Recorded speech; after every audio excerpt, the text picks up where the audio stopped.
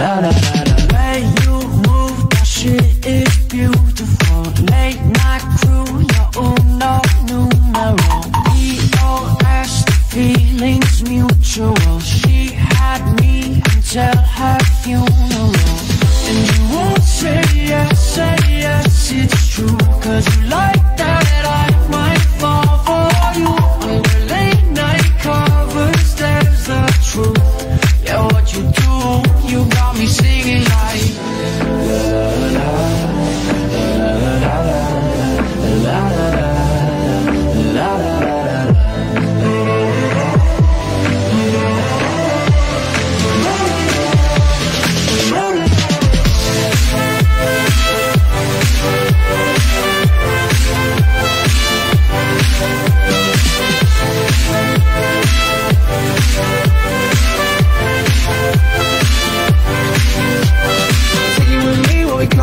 We be singing all day, filling up a cup. I'm addicted to you, couldn't get enough. Had a real long night, now we feeling rough. And they be coming after, driving trucks. And I be running faster in my trucks. And she be looking at me, stunned and never going ha ha ha. Oh, yeah, we singing la la la. And you won't say yes, it's true. Cause you like that I might fall for you. Under late night covers, there's the truth. Yeah, what you do, you got me singing like la la la la la la la la la.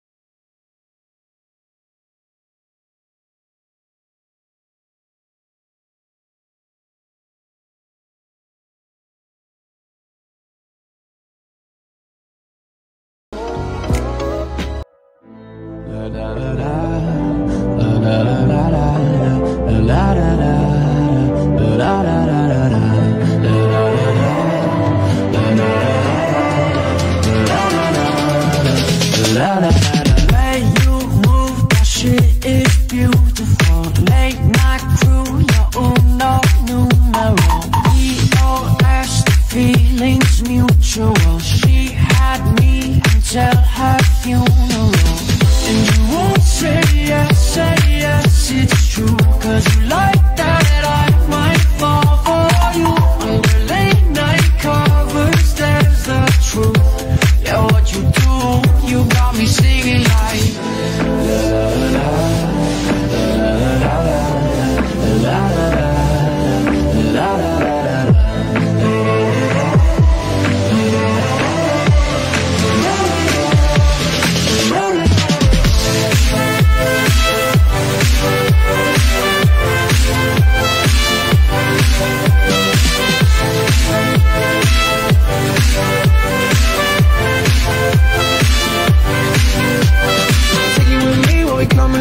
Singing all day, filling up a cup. I'm addicted to you, couldn't get enough. Got a real long night, now we feeling rough. And they be coming up to driving trucks, and I be running faster in my trucks. And she be looking at me, stunned and never going ha ha ha. While we always singing la la la. And you won't say yes, it's true. Cause you like that I might fall for you.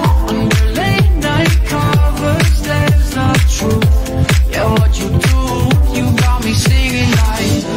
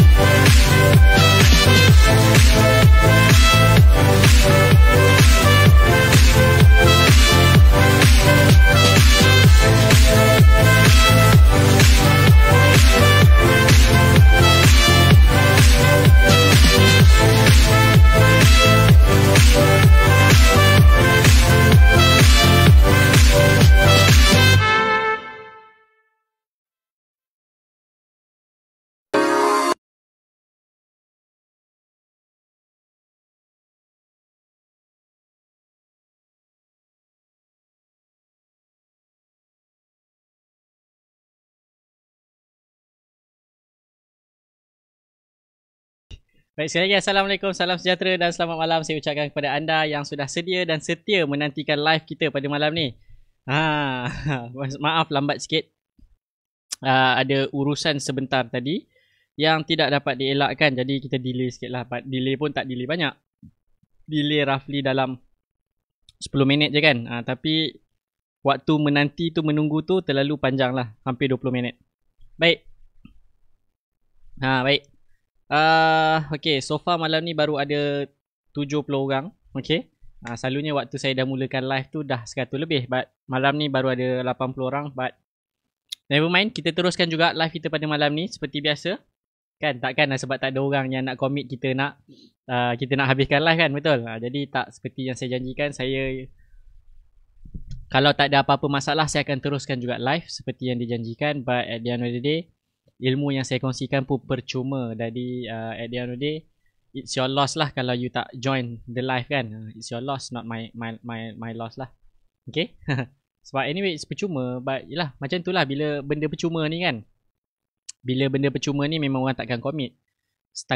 Setakat tadi saya difahamkan grup ni dah hampir 1,600 orang. But then yang commit tengok live kita pada malam ni pun hanya berapa orang? Baru 84 orang. So benda free. Okay, benda free. Nothing, orang tak appreciate lah benda free sebenarnya. Alright. But anyway, saya akan teruskan. Saya tak kisah pun. Saya tak rugi apa. Okay. So kita teruskan. Tajuk kita pada malam ni apa? Resistant and anticipation juga. Jadi sebenarnya dia hampir sama macam tajuk semalam. Semalam cuma kita beli sebelum dia breakout. Cuma hari ni kita beli. Kita beli sebabkan dia breakout resistant dengan view dia akan pergi lebih. Bermaksud kita hanya banyak menggunakan support and resistance antara banyak-banyak trading, orang panggil trading strategi. Okay, yes, trading tactics. Jadi salah satu trading tactics adalah you buy based on breakout dekat support dan resistance, dan you jadikan resistance tu sebagai you jadikan support tu sebagai resistance. Sepatutnya topik ni dah cover sebenarnya sebelum ni dekat dalam topik support dan resistance. But then tak apa, kita revisit semula untuk anda mudah lebih faham, lebih jelas. Jadi hari ni memang kita purely focus on support and resistance. So trendline tu kita put aside sementara lah. Okay. Sekejap, saya buka pusat session saya sebentar. Okay. Okay. Okay, sekejap. Okay, saya baca dulu sekejap you all comment sementara saya tak tengok tadi. Okay, Okay, baik. Okay, so bursa session dah on. Kita buka bursa session. Tening. Alright. Okay. Emosi gila bila nak tekan buy. Minggu ni kalau ikutkan saya memberi nasihat kepada anda semua untuk apa? Untuk duduk tepi jadi penonton. Kalau ada peluang, ada rezeki saham anda naik semula, take profit. Kan? Sebab pasaran terlampau volatile. Naik dan turunnya terlalu agresif. Jadi tolong hati-hati. Okay? Jadi tolong hati-hati. Terlampau volatile. Jadi bila terlampau volatile, anda kena sit down, duduk tepi jadi penonton saja sambil menyorak. Okay? Sepatutnya lah. But anyway, petang tadi pun saham yang ada peluang pun yang saya nampak dekat UWC je. Okay, peluang yang saya nampak clear cut chances untuk you masuk petang tadi hanya di UWC. Okay, sebab dia break 52 week high dan itu adalah historical high. But ialah historical high pun UWC baru listed. Okay. Alright. So apakah yang dimaksudkan apakah yang dimaksudkan buy on resistance punya breakout? Jadi seperti dalam tajuk support and resistance yang mana kita hanya buat gunakan line chart semata-mata. Okay. Allah, ini tak boleh pakai sebab ini 1 year dia punya chart. Okay, sekejap. Kita pilih satu saham. Kita pilih inilah.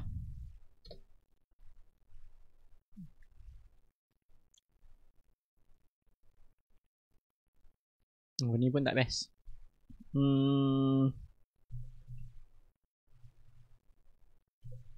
Okay, kita ambil yang ni. This is the best lah. This is the best. Okay.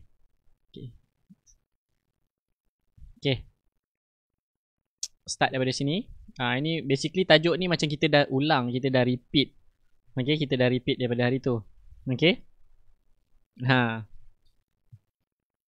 Jadi hari ni kita just ulang semula lah. Macam ulang semula, but this is part of trading tactics yang you pun kena faham. Yang mana ini pun saya pernah pakai. Bukan pernah pakai dan masih lagi pakai pun. Okay. So first thing first, benda pertama bila you buka chart, benda yang first saya akan cari adalah dekat mana resistance. Okay, jadi saya akan tengok daripada sini, ni harga latest. So daripada sini saya akan move saya punya cursor ke sini, saya tengok puncak. So sini satu, sini satu. Mana lagi puncak makin tinggi? Sini satu, sini satu,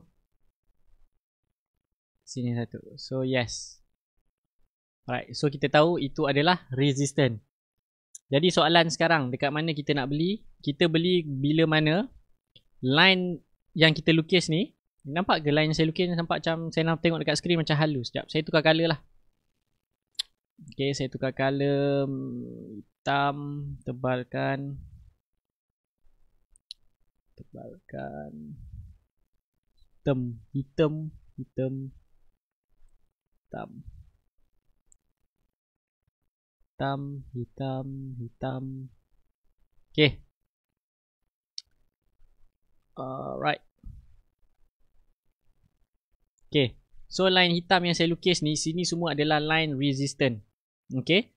Line yang orang kata yang sepatutnya bila dia langgar kita beli. Okay. So far yang kalau kita belajar so far, salah satu trading tactics, okay, adalah resistance, support and resistance. So bila kita beli on resistance breakout, we anticipate, okay, kita hanya buat assumption yang mana saham ini akan meneruskan kenaikannya, perginya lebih tinggi. Kita hanya boleh buat assumption, okay. Bermaksudnya kalau buku technical ni dia cakap we believe it will be we believe the stocks are in a long position. Bermaksud dia akan menaik lebih tinggi. Okay, kalau you baca buku technical dia akan cakap long. Long ni maksudnya uptrend lah sebenarnya. Okay. Ataupun kalau you biasa dengar you biasa dengar The Big Short, you tengok movie The Big Short kan, go long go short kan. Go long tu maksudnya buy, go short tu maksudnya you sell. Okay. So sekarang ni go long. So maksudnya bila dia break, maksudnya saham ni akan go long, dia akan pergi lebih tinggi. Kita hanya boleh anticipate dan kita hanya boleh percaya macam tu sahaja. So next day, yes, breakout Marubozu, siap ada breakout 2 resistance. So bila dia breakout resistance, kita punya current view kita akan beli dekat RM1.19 dengan view, okay, saya ulang, dengan view yang mana saham ini akan pergi kepada RM1.54. Itu kita punya view. Bermaksud kalau dia break RM1.54 kita akan hold lagi. But sebab kita ada view, ni anticipation lah maksudnya, kita punya pandangan. Kita punya pandangan yang mengatakan bahawa saham ini bakal pergi lebih tinggi. Contoh, okay, kita boleh just buat assumption macam tu, saham ni mungkin akan pergi lebih tinggi jika dia breakout harga yang ini. Tapi kalau dia tak breakout harga yang itu, dia patah balik, aku akan jual dekat kawasan area sini. Tu maksudnya anticipation. Maksudnya you tahu this is dia punya resistance. Kalau dia break, dia akan pergi lebih tinggi. Kalau dia tak break, dia patah balik, you ambil you punya stop loss dekat sini. Support dia dekat mana? Okay, support supposedly dekat apa ni, dekat bawah. Okay, but since you are doing anticipation, kita hanya buat jangkaan masa hadapan.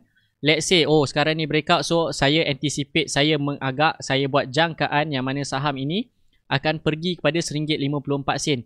Kalau dia cecah RM1.54 dan dia fail untuk breakout, dekat mana line support yang patut aku keluar in the future?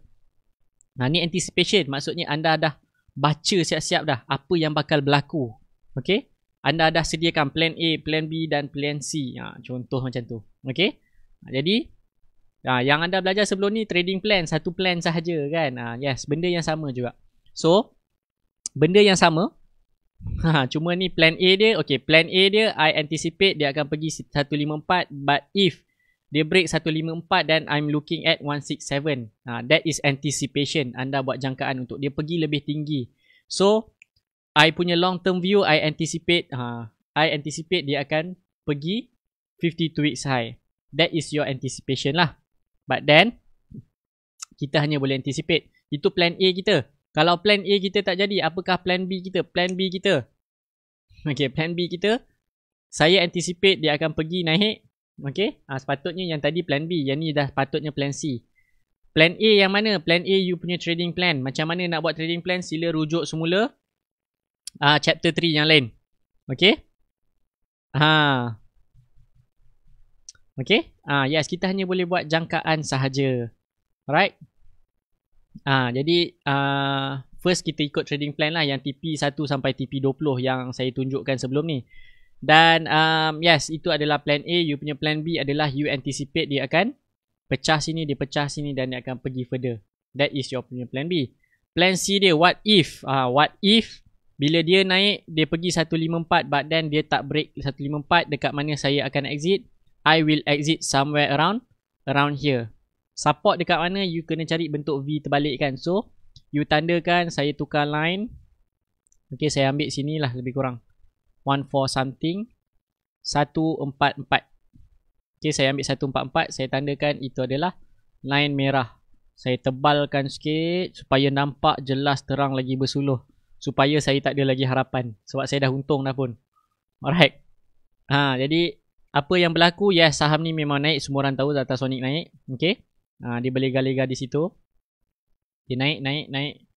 Dia pergi 154. Okay, adakah saya nak jual terus kat 154? Tidak. Maksudnya saya punya plan C so far masih lagi dalam plan. But kita punya plan A, kita dari TP1 sampai 20. Plan B kita, oh now dia dah dekat 154. Now I anticipate dia akan break 157. But if anything fail, I will sell somewhere around 144. Okay, maksudnya saya akan jual pada 144 jika 157 ni gagal. Okay, apa jadi? Okay, memang gagal. Okay, okay, dia cuba pergi pecah 157. So supposedly you jual kat 144 dan you selamat dan you still make profit out of it. Okay, sebab you beli dekat sini. Dan kalau you jual 144, you still make 20%. At least. Hashtag kita apa? Hashtag kita janji profit 20% within 2 weeks. Good enough. More than good enough. Okay, cukup. Syukur, alhamdulillah. Untung juga 20%, orang lain rugi. But then, you tengok this is the best part and this is the beauty of technical analysis lah. Alright, the beauty of technical analysis is, ingat tak dia punya pegangan dia, history repeat itself.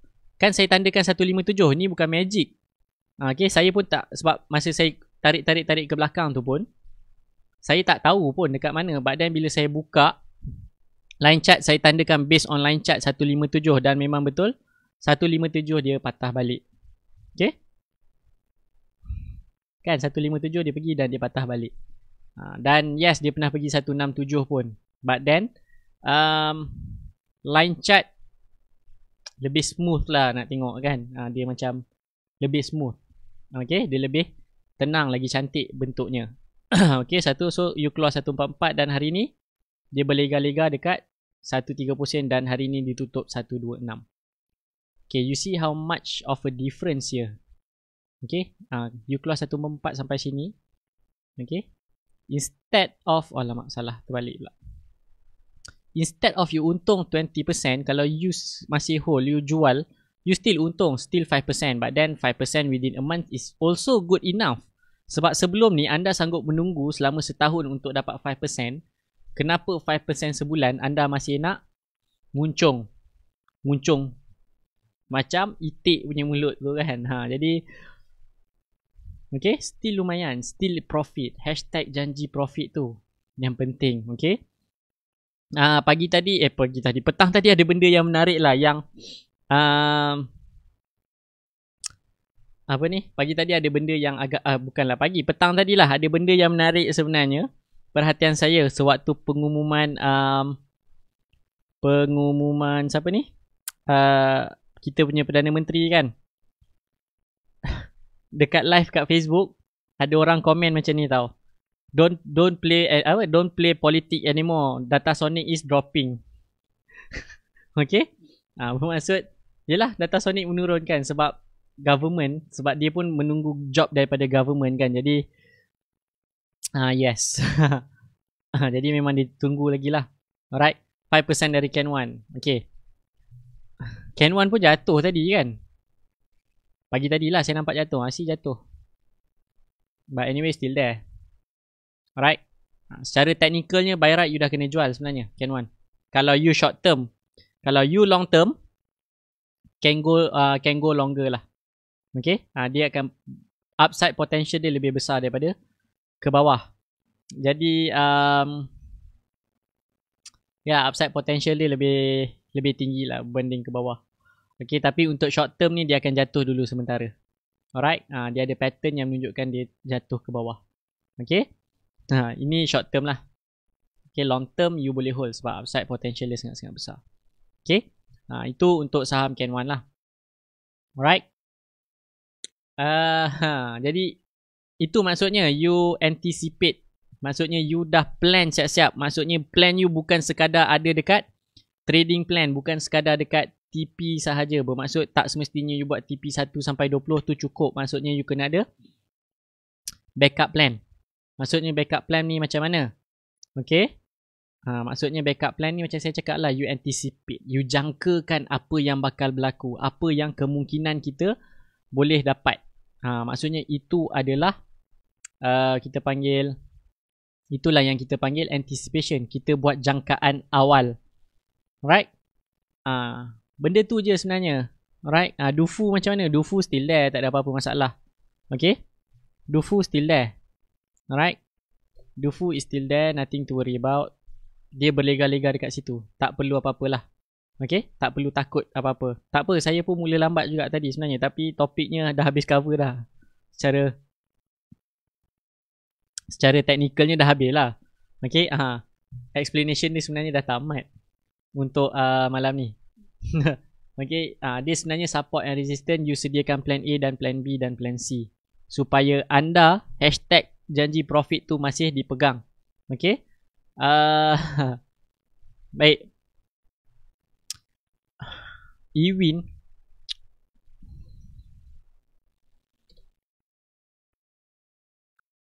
okey lah. Kalau nak beli Ewin, belilah. Okay, macam tu je lah saya punya jawapan. Okay, tengoklah fundamental dia macam mana apa semua kan.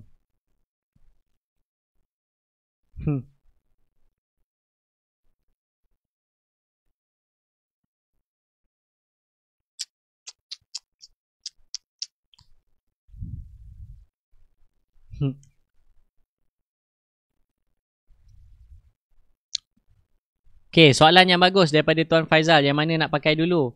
TP sebagai new support atau historical support? You tengok mana yang terdekat. You tengok yang mana yang terdekat, itu yang you ambil. That is the best. Okay?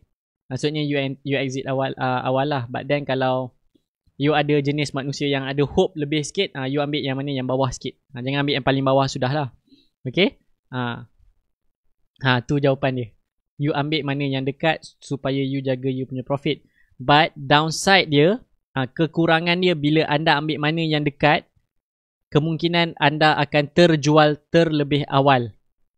Tu downside dia. Okay? Maksudnya you sendiri yang adjust. At the end, you dah tahu ada plan A, plan B, plan C. You sendiri yang buat keputusan. Okay? Keputusan semua di tangan anda. Anda yang pegang password anda. Tapi saya secara peribadi, saya bagi 5% more lah. Maksudnya kalau dia langgar yang terdekat, saya bagi extra 5% untuk dia jatuh nada.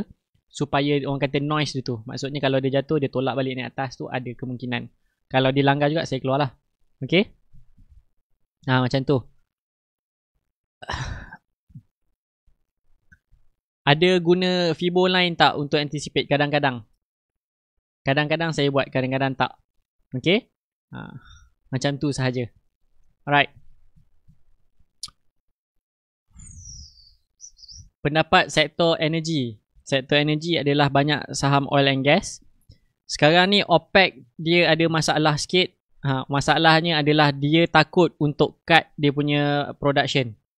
Okay. Masalah OPEC sekarang ni dia takut untuk dia cut production. Salah satu sebab dia takut masalah dekat Amerika berpanjangan. Bila masalah dekat Amerika berpanjangan, jadi dia takut sampai masa kalau dia cut supply untuk minyak tu tak cukup, dia akan jadi lagi parah lah. Jadi sekarang ni OPEC dia 50-50. Dia tak tahu ada sama dia nak cut ataupun tak. Kalau cut, harga minyak akan naik, maksudnya saham energi akan jalan. Tapi kalau dia tak cut, dia berlegar-legar dekat situ lah. $40. So kemungkinan untuk sideway tu masih ada. Okay. Macam tu saja cerita untuk sektor energi. Saham-saham construction, business model dia B2G, jadi tolong hati-hati. Kemungkinan anda ambil 5%, 10% boleh, tapi jangan pegang saham tu lebih daripada sebulan. Okay. Saham-saham construction lah. But then selagi dia dalam tema, anda nak tumpang silakan, tak ada masalah. Tapi based on experience, saham-saham construction adalah saham-saham yang selalunya buat masalah dekat saya punya portfolio lah. Okay, itu sebab saya tak suka saham-saham construction. Dan soalan Tuan Farouk, dia tanya saham-saham property ada peluang tak nak masuk? Saham property ni agak menarik sebenarnya. Sebab hari ni sahaja saya dapat 3 panggilan daripada property developer nak jual rumah dekat saya. Okay, yang mana saya pernah view lah rumah tu pun. Saya pernah pergi viewing apa semua kan. Dia punya, bukanlah viewing, dia punya apa, yang rumah belum siap tu apa semua kan. Saya pernah pergi dia punya ni lah, yang apa, apa lupa lah nama benda tu. Jadi saya pernah pergi dan saya tengok harga rumah tu. Harga rumah tu asalnya 1 point something million. kan. Tapi saya cakap saya tak jadi belilah sebab saya tak puas hati dengan keluasan rumah dia tu. Jadi pada saya macam tak worth it dengan harga 1 juta lebih dengan keluasan rumah besar tu. Jadi apa saya cakap, jadi saya decide untuk tak ambil rumah tu. But then petang tadi dia call, dia nak jual, dia cakap currently are selling at 700,000. Dia offer dekat saya 700,000 jika saya berminat. Jika show house, sales gallery, betul. Okay, jika dia tanya saya, jika saya berminat, currently selling at 700,000. Dan I'm tempting lah sebenarnya. Okay, saya memang tempted sebenarnya untuk ambil bila dia sebut 700,000. But bila saya refer balik dengan kawan-kawan saya, semua cakap tunggu sikit lagi. Kalau dia call lagi sekali, dia offer, probably they will offer lower price. Tunggu sikit lagi lah. Sebab dia memang prime area gila-gila punya. Okay, LRT turun bawah sampai LRT terus. Okay, dari stesen LRT rumah tu nak ke KLCC hanya 2 stesen. Memang prime area kau-kau punya. Okay, yes, I'm tempted to buy. Alright, memang tempted to buy lah. Dan ada few more areas yang menarik perhatian saya lah. Okay, but untuk menjawab soalan, adakah property sekarang ni good time to buy? Jawapan saya, saya tak suka property industry punya business. Doesn't mean saya tak suka beli, saya tak suka terlibat invest dalam dalam property. I'm a fan of property as an individual, but as a business owner, saya tak suka langsung beli. Saya tak suka beli syarikat yang buat property. Sebab apa? Sebab one of it, property developer seperti SP Setia, seperti UDA, seperti apa lagi yang ada, EcoWorld, apa semua ni. Soalan saya dekat anda senang je. Dalam seramai 170 orang yang tengok live pada malam ni, siapa yang beli property hari-hari? Soalan tu memang tak masuk akal lah kan. Okay, soalan seterusnya. Siapa antara kita dalam 170 orang, berapa ramai antara kita dalam 170 orang yang tengok live pada malam ni, dia beli property setiap bulan?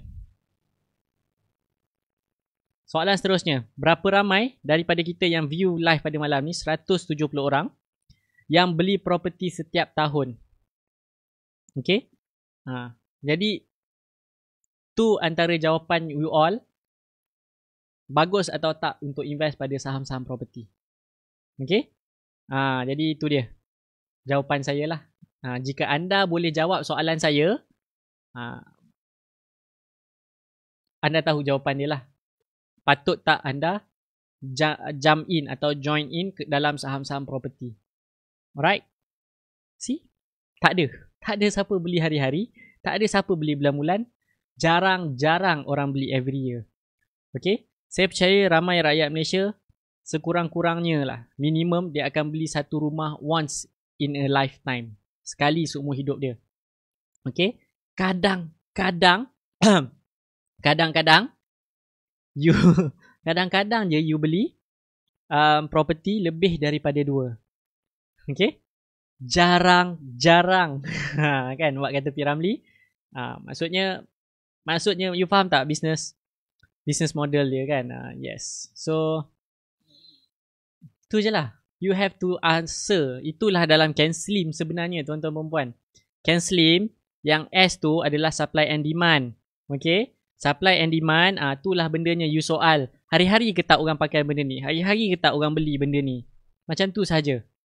Okay, yes, applicable sebenarnya. Dalam Ken Slim yang you pernah belajar, tu sebenarnya cerita dia. Orang consume tak hari-hari benda ni? Kan? You see? Ada yang cakap 20 tahun sekali baru beli satu rumah. Kan? Umur saya 30. Saya baru sibuk nak cari rumah pertama. Tak malu pun sebut. Kan? Okay? Sebab apa? Sebab saya menantikan saat ini untuk saya beli rumah. Kan? I'm waiting for this moment sebenarnya. Okay? And the moment has come to me. Okay? So, yes. sangat-sangat applicable. That is the question you should ask yourself before you invest. Anda kena tanya soalan tersebut kepada diri anda, patut tak aku beli? Siapa guna produk dia? Apa produk dia?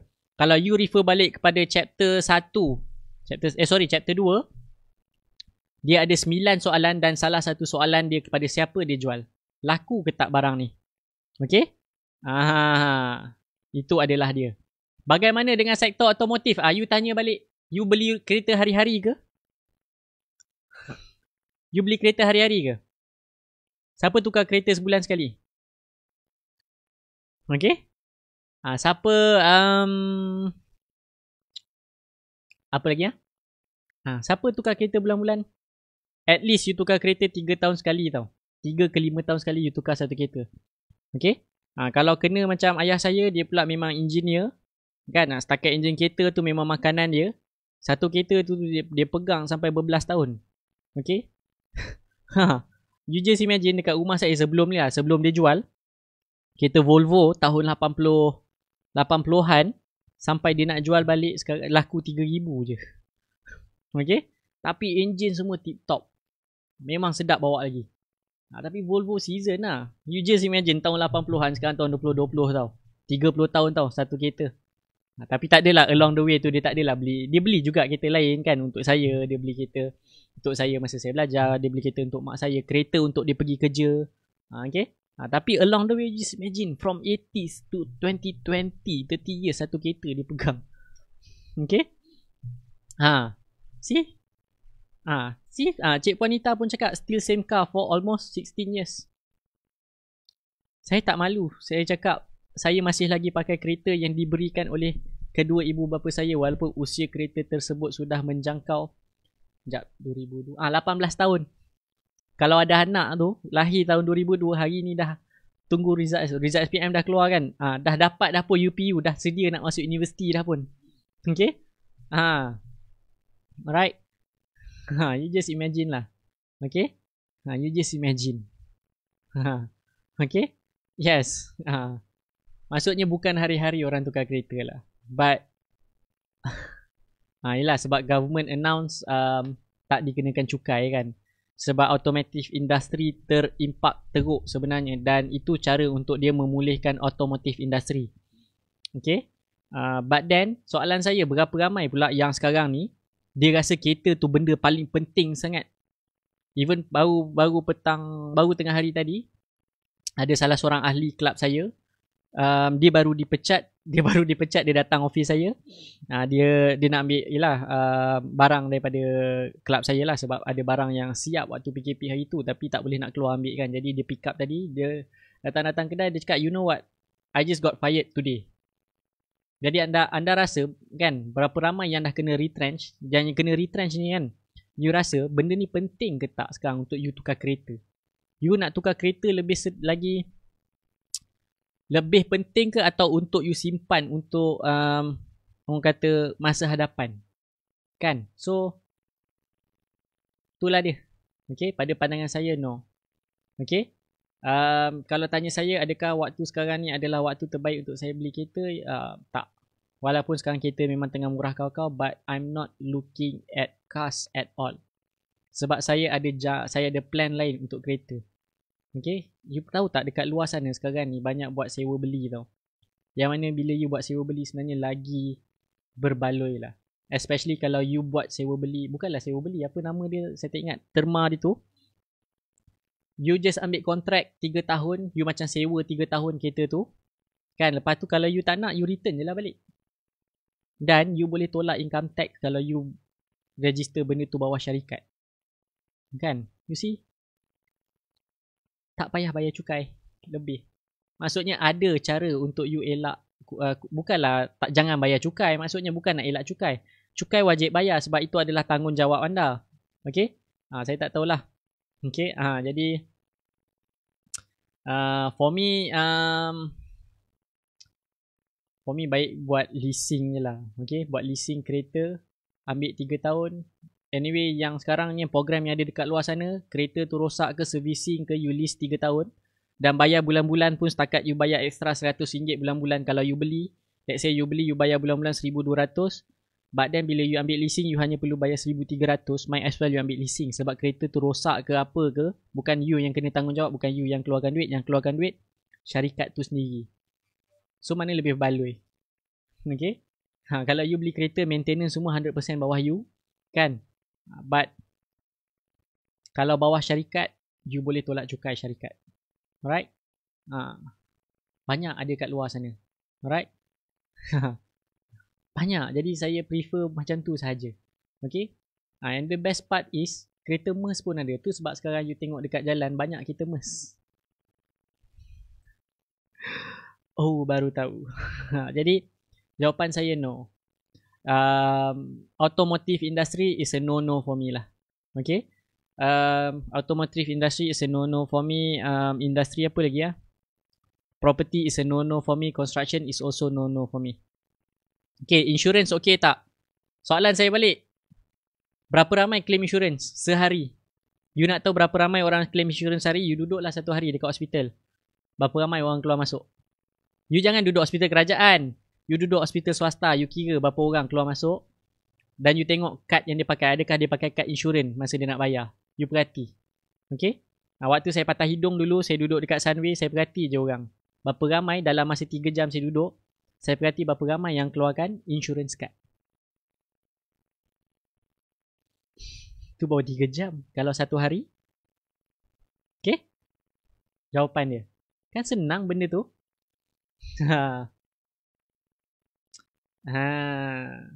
Si ramai yang tak tahu. Itulah. Dulu universiti suruh belajar bisnes, tak mau, sibuk nak engineering. Kononnya lebih glamour.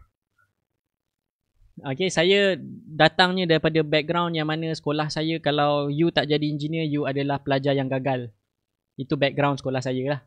Kan you tak jadi engineer, you tak jadi doktor, you tak jadi arkitek, you ambil bisnes, maksudnya you produk gagal yang keluar dari sekolah. So, but for me, peduli apa aku. Kan? Saya dengan selambanya saya cakap saya nak jadi businessman. Okay?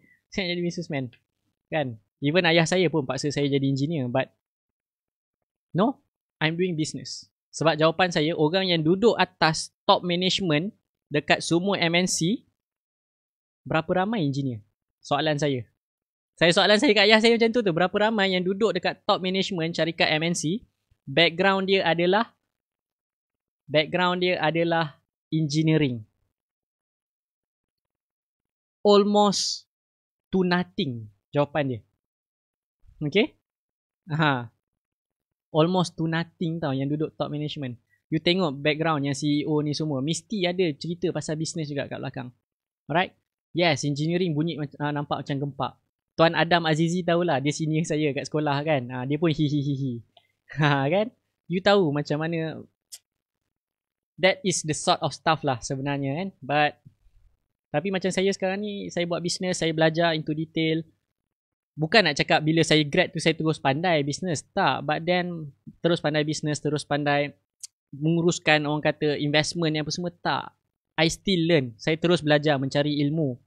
Okay. Yes, university you ada you belajar dia punya teori. But to apply, nak apply dalam orang kata sudut SME dan reapply balik dekat dalam trading, dalam investment, is totally different story lah. Okay? Totally different story. Okay? Sebab you SME, macam saya lah, SME kan. Jadi, bila tengok tu macam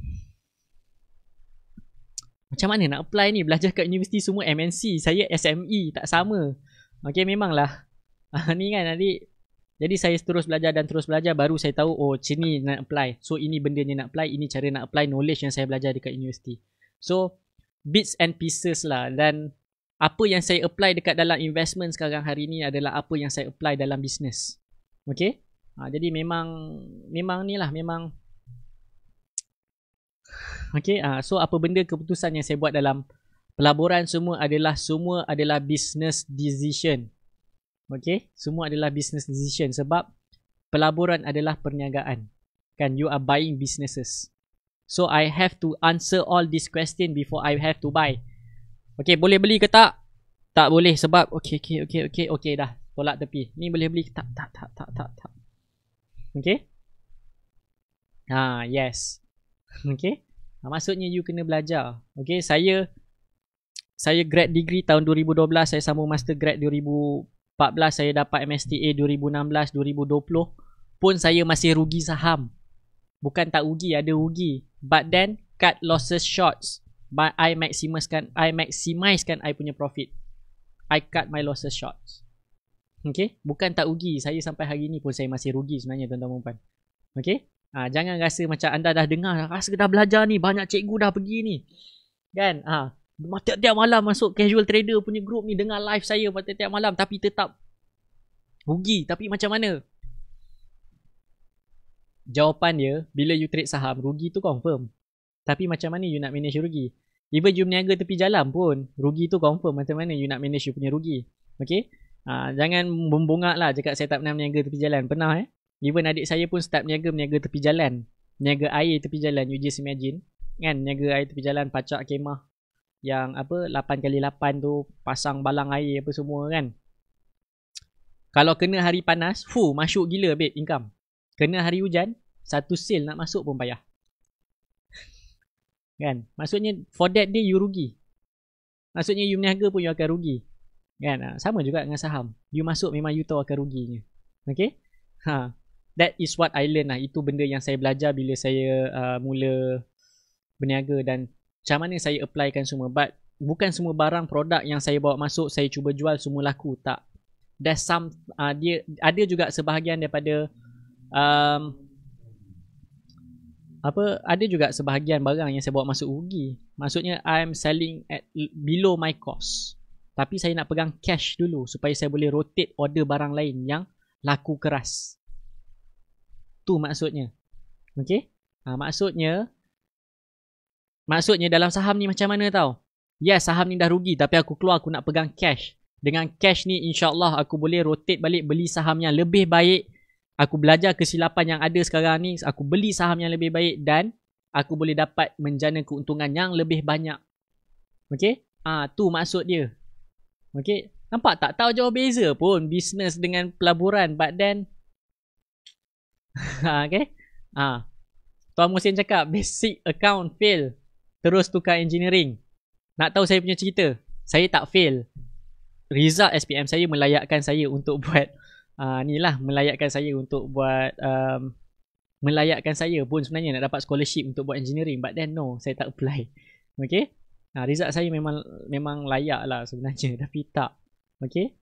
Tapi bila masuk buat bisnes rasa macam prinsip account ni celah gigi je lah. Kan, budak yang belajar account daripada sekolah struggle kat universiti saya macam celah gigi lah. Jadi saya punya semua latihan saya menjadi rujukan kepada para pelajar batch saya untuk accounts kan. Jadi macam mana kan?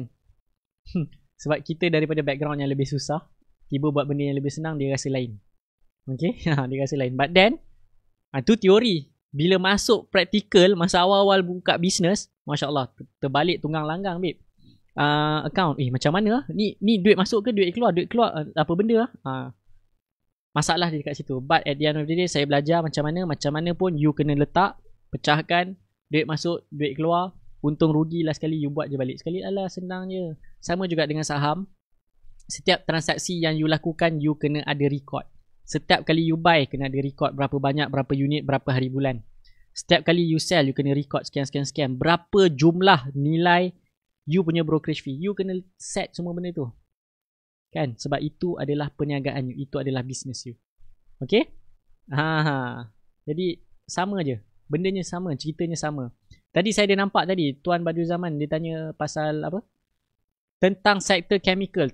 Sektor chemical ni dia wide. Chemical, there's a lot of different types of chemical. What sort of chemical are you talking about? Malam ni speaking sebab tadi dinner makan steak. Okay. Okay. Okay. Yes. Tonight I'm speaking a lot of English because I had a steak for my dinner. Okay. Jadi dia terlebih, masalahnya terlebih sedikit malam ini. Okay. Baik. Making mistake is part of learning. But then you are not learning from other people's mistake. Itu masalah juga. Macam saya dah share apa masalah yang saya lalui, what I've been gone through. But then you cakap lah kita tak rasa lagi, jadi kita tak tahu. Jadi tu sebab history to repeat itself. Okay, tu sebab history repeat itself. Kita tak belajar daripada sejarah, yang mana walaupun sejarah tu tak ada kaitan dengan kita. Okay, that's why always sentiasalah berlakunya history repeat itself. Okay. Okay, syarat nak ambil MSTA kena ada degree, tak payah. Waktu saya ambil MSTA tu, ada seorang budak, sekarang ni dia dah sambung belajar lah. Batch sama dengan saya dulu ambil MSTA. Budak tu sekarang dah dekat UK, dah sambung belajar buat masters degree ke master saya tak ingat, tapi dia sambung dekat UK bawah tajaan Bank Negara. Waktu dia sit for MSTA, dia menggunakan duit scholarship yang dia dapat daripada Bank Negara tu untuk ambil MSTA tau. So saya macam kagum gila. Tapi waktu tu dia diploma pun belum ada lagi. Saya macam wow, hebatnya kau, diploma pun tak ada. Masa tu umur dia 19 tuan-tuan dan puan. Dia ambil. Okay. Dan sampai hari ni kami masih lagi berhubungan dekat Instagram pun. Kan. Jadi macam maksudnya tak perlu degree untuk ambil MSTA. But then kalau you nak masuk, you dah ada MSTA, you nak masuk kerja, you kena ada degree juga. Okay. Tu cerita dia. Okay. Okay. Normally fail dalam saham ialah tak cukup knowledge dan emosi. Dan mak saya pun support dekat sini. Dalam saham kita selalu tewas sebabkan emosi. Okay. Emosi ni sebenarnya tuan-tuan dan puan. Sebab kita ni terlalu banyak main biola, terlalu orang kata pandang dekat rugi tu banyak sangat tau. Okay. Terlampau orang kata pandang benda tu terlampau macam you terlampau main biola lah bila you rugi. But then macam saya mungkin sebab saya ni daripada saya buat bisnes, jadi benda rugi tu benda yang biasa saya hadap almost every year, almost every day. Saya cakap ini mungkin rugi ni apa semua. Sebab benda tu dah orang kata alah bisa tegal biasa dekat saya kan. Jadi mungkin tu sebab lah kot yang saya dah terlatih bila rugi, alah rugi tak apa, tak ada hal lah. Esok lusa adalah rezeki lain kan. Tu dia sebenarnya. Okay, mungkin sebab tu lah saya boleh jadi apa yang saya jadi hari ni lah. Dan kalau tanya orang yang rapat dengan saya cara saya trade, diorang pun tak tahu saya dah untung ke, saya dah rugi ke. Saya tekan sell macam saya tak ada emosi, saya tekan buy macam saya tak ada emosi. Emotionless. Okay. Saya bila saya terlibat buat satu-satu keputusan, saya cuba menjadi serasional yang mungkin. Okay. Maksudnya saya tak huha-huha, yes, menjerit-jerit, tak, walaupun saya untung. Dan saya tak pernah post dan saya tak pernah share dengan siapa-siapa. Okay. Yang ada selalunya mak saya akan follow up ataupun wife saya akan follow up. Dia tanya, saham ni jatuh, dah jual ke? Dah. Bila jual? Minggu lepas. Kenapa jual? Dah untung, cukup lah. Tak bagi tahu pun, buat apa nak bagi tahu? Kan, jadi lepas tu kalau jatuh kan, dah jual dah. Rugi. Bila jual tadi? Pukul 12 tadi. Dia orang pun tak tahu. Saya buka phone, pegang macam ni, sambil kerja kan, duduk macam ni kan, kat meja, sell, dah, tutup, sambung buat kerja. Okay, saya macam tu. Saya memang macam tu sebenarnya. Okay. Decision setiap jual beli saya memang macam tu.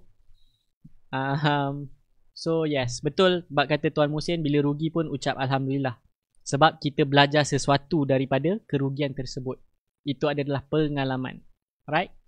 Dan soalan Tuan Izzuddin ni menarik lah. Dia cakap, kalau jadi full trader, senang tak nak apply loan? Contoh beli rumah dan kereta, apa dokumen yang diperlukan? Ada pengalaman tak?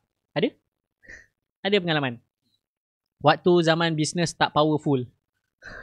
Bukan nak cakap bisnes saya powerful sangat hari ni. Sekarang ni boleh lah nak hidup.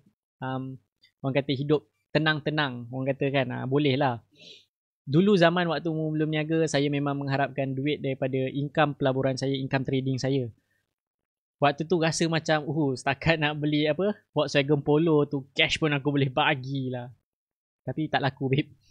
Tak laku. Sebab soalan pertama, bila pergi bank nak apply loan, soalan pertama, you declare income tax tak? Fail.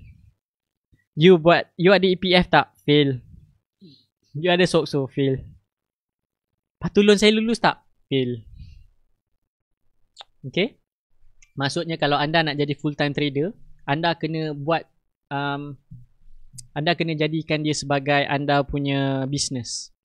Maksudnya apa pulangan yang anda dapat, anda withdraw keluar daripada CDS, anda kena declare dekat income tax, anda kena declare dekat LHDN, anda kena declare, anda kena masukkan duit ke EPF sikit.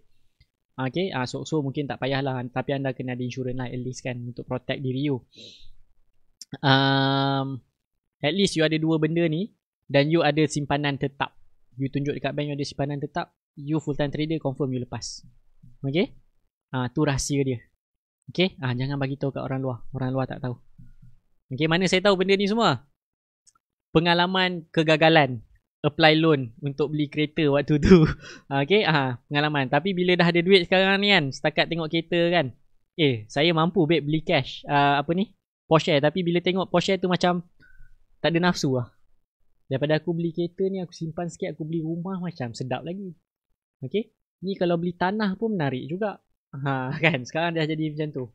Alright, tu pengalaman lah. Jadi saya share pengalaman saya. Jika anda nak jadi full time trader, make sure anda betul-betul ready. Tu sebab saya ambil keputusan untuk tidak jadi full time trader.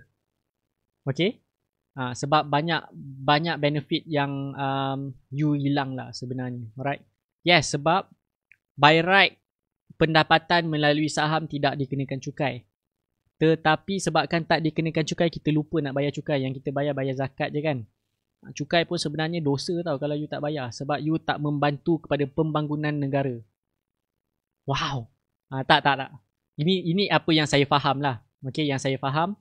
Benda ni tak ada dekat dalam fatwa ke apa semua. But then, sebagai rakyat, you tak bayar cukai, you tak rasa you macam berdosa ke? But then, bila you susah, you minta duit daripada government. Tapi bila government perlukan duit kita untuk bangunkan negara, kita tak bayar pun cukai tu. Okay, nampak? Tu sebab saya macam, tak apalah, bayar je lah cukai. Tapi tahun ni rugi, bayar je. Okay, you just imagine macam tu. Kan? You just imagine lah. Okay, lepas tu ramai orang menangis kat ujung pucuk katil. Aku ada SSM, kenapa tak dapat bantuan grant kerajaan yang RM3,000 tu? Jawapannya sebab you tak bayar cukai. Kenapa dia nak bagi duit dekat you kalau you tak pernah bagi duit kat dia? Macam tu sahaja. Alright. Jadi bermaksud kalau you nak sesuatu, you nak loan kereta, you nak buat beli property as a full time trader, tolong declare income tax. Okay? Okay? Yes. Tu sebab saya tak bagi you semua jadi full time trader. Okay? Bukan tak bagus jadi full time trader ni, but then you hilang semua peluang, semua orang kata kemudahan you banyak hilang lah. Okay, sebenarnya kalau you jadi full time trader, sebenarnya banyak kemudahan you hilang secara tak langsung.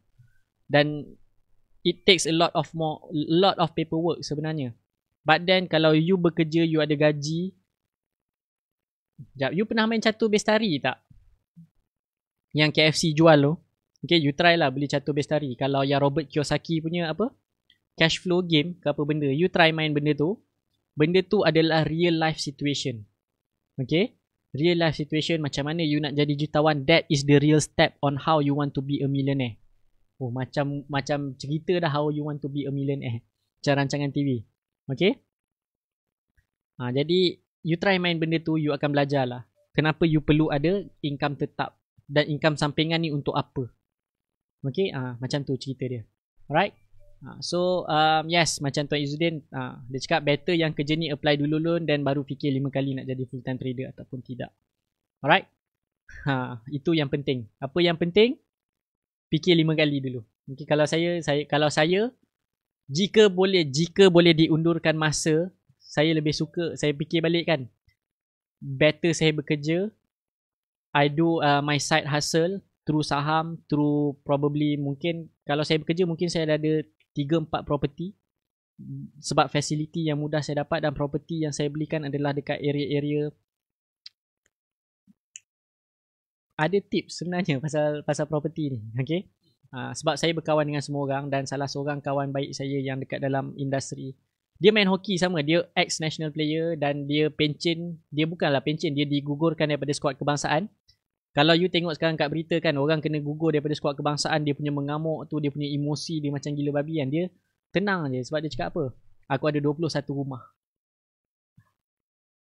You just imagine, Dia ada 21 rumah. Dan you tengok dia hidup modest gila. Dia tak ada kereta. Dia pergi training, dia pergi ke mana-mana naik EX5 lah. Okay. Bila dia kena ni drop kan, cakap engkau ni macam mana ni, engkau dah kena drop pada national apa semua. Padahal aku ada 21 rumah. Jawapan dia. Kan. Jadi saya berkawan dengan dia apa semualah. Jadi banyak property yang saya daripada terms property ni semua saya belajar daripada dia. Secara indirect dekat kedai mamak je, kita orang selalu lepak. Alright. Dekat kawasan Lembah Kelang ada satu area yang mana kalau you beli property tu harga dia tak lebih daripada 200,000 dan kawasan tu sangat mudah untuk disewakan. Dan macam mana nak sewakan tu, tu tips lain pula. Okay, sebab you minta satu atau dua tips, so saya dah bagi dua tips. Okay, area tu adalah dekat kawasan PJ. Yes, dekat PJ masih ada lagi kawasan yang you boleh dapat rumah 200,000 and below. Kan, yes, you kena tahulah, you kena cari sendiri. Dan dia cakap rumah yang dia beli tu semua dibayar oleh penyewa. Jadi setiap bulan dia dapat satu rumah extra income around 4 to 500 ringgit. You darab lah 400 ringgit extra income. Darab dengan 20 rumah 8,000. Tak ada buat apa-apa. Kadang-kadang dia keluar rumah, dia ajak saya minum dekat kedai mamak bawah office saya. Dia cakap, bukan apa, aku nak keluar rumah nak bagi nampak macam aku ni ada orang yang berwawasan, ada kerja. Okay. Jadi yes. Jadi itulah dia benda-benda yang saya belajar lah. Right. Jadi kalau umur dah nak retire, boleh jadi full time trader tak? Apa pendapat tuan? Okay, good question daripada Tuan Helmi. Dah nak retire, nak jadi full time trader. Okay. Kalau you nak retire but then you ada lagi plan lain lah. Maksudnya you nak beli property lagi ke apa ke. Maksudnya macam mana? Okay, kalau you nak retire, you ada plan nak beli property ke apa semua, you kena ikutlah macam apa yang mak saya cakapkan kat situ. Buka company dan treat income dari saham as income company. Maksudnya setiap bulan you withdraw keluar, you declare income tax. Sebenarnya you buka holding company lah. The best is you buka holding company, Sdn Bhd apa semua. Okay, you duit pelaburan you masukkan dan you buka account CDS atas nama company you. Boleh tak jadi masalah, you tarik keluar. You buatlah as a company. Okay. But tetapi tu leceh sikit lah sebab you nak kena jumpa lawyers and everything. Tapi kalau you nak mudah, you tarik keluar duit bulan-bulan kan, you declare je lah income tax. Okay, you declare income tax, settle masalah. Okay, yang penting you declare je income tax. Itu je lah. Kalau tanya macam, kalau nak retire macam mak dengan ayah saya, ayah saya dia retire, dia tak jadi full time trader, dia jadi full time golfer. Okay, ayah saya dia retire, dia tak jadi full time trader, dia tak jadi businessman, dia tak jadi apa, dia jadi full time trader. Dia jadi full time golfer bapak saya. Ayah saya So waktu PKP yang berkawal tu kan, seminggu 2 kali keluar pergi main golf. Sebab dibenarkan kan main golf. Ayah saya full time golfer, dekat rumah pun dia tengok golf. Petang-petang dihidupkan motor dia pusing taman. Kan? So pagi-pagi dia keluar pergi main golf. Tu ayah saya. Sebab apa? Sebab yang pengurus dana dia siapa? Ni muka ni. Membantu menguruskan dana beliau. Okay? Jadi itu ayah saya lah. Jadi kalau you nak retire, anak dah dekat universiti, saya cadangkan hantarlah anak masuk universiti dan jadikan dia you punya fund manager. Macam ayah saya buat. Rupanya itulah ceritanya kenapa dia paksa saya untuk belajar saham. Alright? Jadi itulah dia. Kalau macam mak saya, dia berhenti kerja awal sebabkan ayah kena kerja overseas masa tu. Kami adik yang kecil, adik yang nombor 2 nak ambil SPM apa semua. Dia berhenti kerja awal, dia jadi full time trader. Dia cakap full time trader ni cukup lah untuk buat duit kopi macam lah hari-hari minum Starbucks. Dekat rumah tu order Aristo juga kan. Bulan-bulan RM50 je. Jadi macam tu je lah. Maksudnya macam mak saya cakap cukup lah untuk sustain dia punya lifestyle, income. Okay, sebab dia cakap apa lagi nak, tanah dah ada. Okay, tanah dah ada tiga bidang tanah. Kan, rumah dah ada 2, nak apa lagi dia cakap kan. Jadi anak-anak pun dah besar. Jadi terpulang lah. Okay. terpulang kepada you at the end of the day. You nak retire macam mana? Kalau you nak retire macam I punya parent, macam tu je lah. So kalau you nak retire and then you still nak ada goals di masa hadapan, silakan. Okay, silakan declare income tax lagi. Kalau you nak beli property apa semualah. Alright. Okay. Ni nak tahu business sublet, you tanya ni Tuan Syahrin. Okay. Yang kawan saya tu dia beli semua rumah, dia buat sublet. Dan sekarang ni income besar dia adalah daripada sublet. Okay. You tanyalah macam mana buat sublet. Saya pun ada satu unit sublet. Yang satu unit tu bukan apa, gatal-gatal tangan saja-saja, cuba test try error. Rupanya memang boleh sebenarnya. Alright, satu sublet you nak siapkan, you kena standby around 7,000.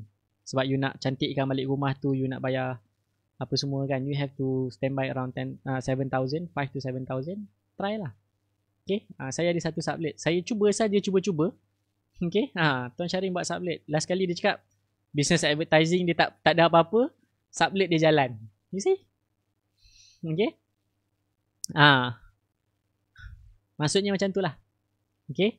Kalau you nak buat sublet, you need to be involved in property. Dan you nak kena beli property, then ni je lah. Okay.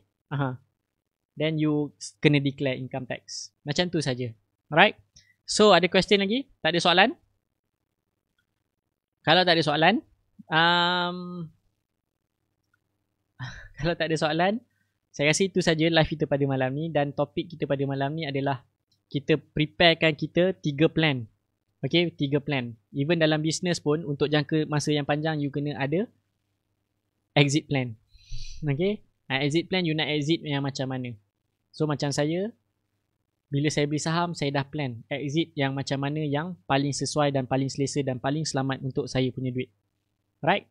Jadi itu saja sharing saya untuk malam ni. Conclusion dia adalah sediakan plan. Sediakan payung sebelum hujan. Okay, itu conclusion dia. Alright. Jadi itu saja. Okay, since tak ada apa-apa soalan. Dan ketua kelas mungkin sibuk malam ni. Okay. Macam saya lah, petang tadi pun saya sibuk berlagi-lagi jugalah sebab esok kami ada photoshoot dekat saya punya studio ni. Sekarang office dah panggil studio. Okay, ada photoshoot, jadi kami terpaksa siapkan pendaftaran untuk orang nak masuk apa semua kan. Masuk office, sanitizing lah, apa yang scanner tu apa semua kan. Jadi kami kena prepare all those documentations and barang-barang untuk menerima kunjungan daripada orang luar. Okay, jadi yes, sibuk lah sebab minggu depan dah boleh kerja balik kan. Okay, ataupun sibuk tengok ni lah yang apa yang dibentangkan, apa peluang yang wujud. Dan saya pun ada nampak peluang yang wujud yang mana saya boleh dapatkan grant. Okay, yes, saya memang nak dapatkan grant pun. Apa program yang saya nak buat? Okay, yang saya nak dapatkan grant tu, sebenarnya grant tu bila saya dapat, saya nak bagi balik percuma dekat you all. Saya develop benda tu dan saya nak bagi percuma dekat anda semua. Tu sebab saya collect database supaya saya boleh blast dekat you all, dapat benda tu dan anda boleh pakai secara percuma. But at the end of the day, saya develop benda tu bukan duit saya, duit government. Dan saya tak akan ambil untung lah. Saya cuba untuk tidak ambil untung daripada situ. Dan kalau ambil pun payment mungkin untuk just maintain benda tu, buat maintenance apa semua kan. But then at the end saya akan bagi balik dekat you all untuk pakai. Okay, kita tengoklah macam mana in future macam mana, right? Jadi itu saja. Dan kalau siapa yang nak mendaftarkan program, okay, boleh terus contact saya punya team. Okay, ni nombor dia. Okay, saya punya staff, ni nombor dia dekat situ. Okay, you boleh contact I punya staff terus siapa yang nak daftar program. Kelas setakat hari ni dah 25 orang yang dah buat payment. Okay, pendaftaran dah hampir, yang isi borang dah melebihi 50 orang. First come first serve. Okay, jadi itu saja daripada saya. InsyaAllah kita jumpa lagi pada malam esok pada waktu yang sama. Kalau tak ada apa-apa lah. Okay, kalau tak ada apa-apa kita jumpa lagi malam esok. So itu saja daripada saya. Assalamualaikum warahmatullahi wabarakatuh dan selamat malam.